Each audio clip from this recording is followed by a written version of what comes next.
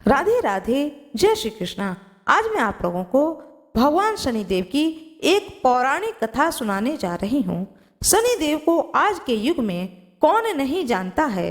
अक्सर शनिदेव का नाम सुनते ही आफत नजर आने लगती है, लोग सहमने लगते हैं, शनि के प्रकोप का खौफ आ जाता है।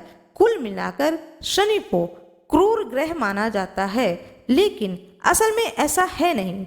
ज्योतिष शास्त्र के अनुसार शनि जो हैं वह न्यायाधीश हैं, कहीं पर दंड अधिकारी की भूमिका का भी निर्वहन करते हैं। वह अच्छे परिणाम और अच्छा को अच्छा और बुरे को बुरा देने वाले ग्रह हैं।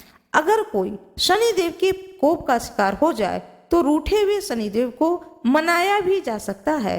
शनि जयंती के दिन यह शनिवार के दिन यह बहुत ही अच्छा समय माना जाता है। आइए सुनते हैं भगवान शनिदेव के जन्म की कथा।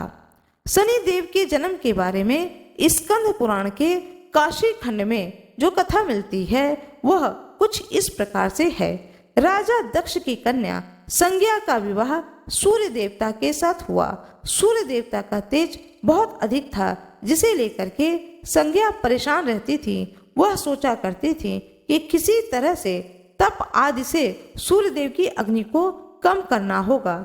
जैसे तैसे दिन बीतने लगे। संज्ञा के गर्भ में वैवस्त्र, मनु, यमराज और यमुना 3 संतानों ने जन्म लिया। संज्ञा अब भी सूर्य देव के तेज से घबराती थीं। फिर उन्होंने एक दिन निर्णय लिया कि वे तपस्या करके सूर्य देव के तेज को कम करेंगी, लेकिन बच्चों के पालन और सूर्य देव को इसकी भनक न लगे, इसके लिए उन्होंने एक युक्ति निकाली।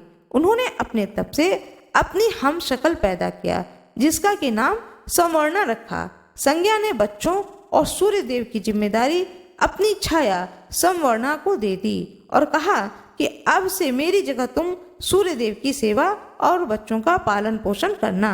नारी धर्म का पालन करोगी, लेकिन यह राज सिर्फ मेरे और तुम्हारे बीच ही रहनी चाहिए। अब संज्ञा वहां से चलकर पिता के घर पहुंची और अपनी परेशानी बताई। जब पिता को सारी बात बताई तो पिता ने डांट फटकार लगाते हुए संज्ञा को वापस भेज दिया, लेकिन संज्ञा वापस न जा करके वन में चली गई और घोड़ी का रूप धारण कर तपस्या में लीन हो गई। उधर सूर्य देव को जरा भी आभास नहीं हुआ कि उनके साथ रहने वाली संज्ञा नहीं है, बल्कि सुवर्णा है। सवर्णा अपने धर्म का पालन करती रही।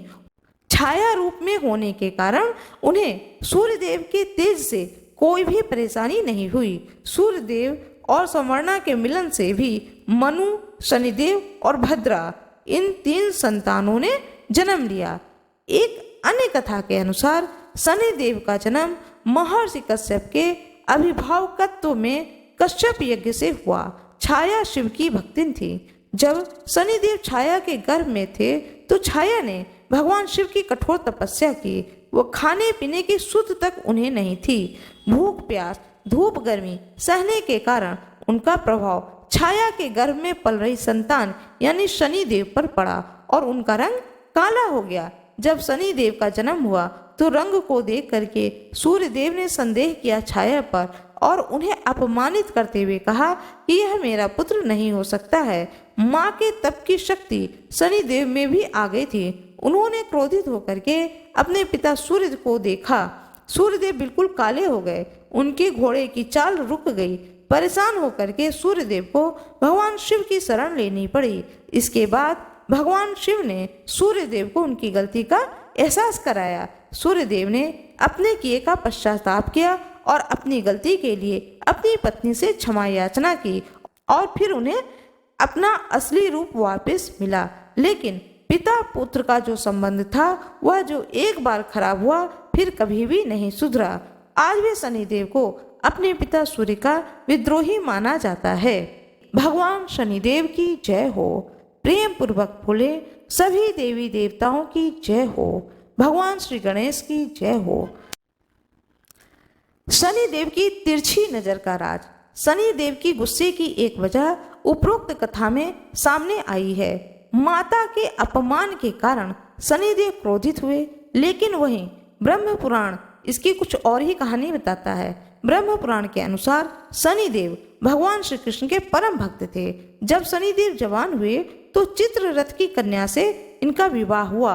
शनिदेव की पत्नी सती साध्वी और परम तेजस्वी थी, लेकिन शनिदेव भगवान श्री कृष्ण की भक्ति में इतना लीन रहते थे कि अपनी पत्नी को उन्होंने जैसे भुला ही दिया था। एक रात ऋतु स्नान कर संतान प्राप्ति की इच्छा के लिए उनकी पत्नी शनिदेव के पास आई, लेकिन शनिदेव हमेशा की तरह भक्ति में लीन थे। वो प्रतीक्षा करते करते थक गईं और उनका ऋतुकाल निष्फल हो गया। आवेश में आकर के उन्होंने शनिदेव को श्राप दे दिया कि जिस पर भी उनकी नजर पड़ेगी वह व्यक्ति, वह मनुष्य नष्ट हो जाएगा। ध्यान टूटने पर शनिदेव ने अपने पत्नी को मनाने की कोशिश करी, लेकिन उन्हें अपनी गलती का एहसास देर से हुआ और तब तक तीर कमान से छूट चुका था, जो कि वापस नहीं आ सकता था। अपने श्राप के प्रतिकार की ताकत उनमें नहीं थी, इसलिए शनि देवता अपना सिर नीचा करके रहने लगे। भगवान शनिदेव की जय हो। प्रेम पूर्वक बोले सभी देवी देवताओं की जय हो। भगवान श्री गणेश की जय हो। कृपया कमेंट बॉक्स में शनि देव की जय हो अवश्य ही लिख दीजिएगा। वीडियो को लाइक शेयर सब्सक्राइब अवश्य ही करिएगा। आप लोगों का बहुत बहुत धन्यवाद।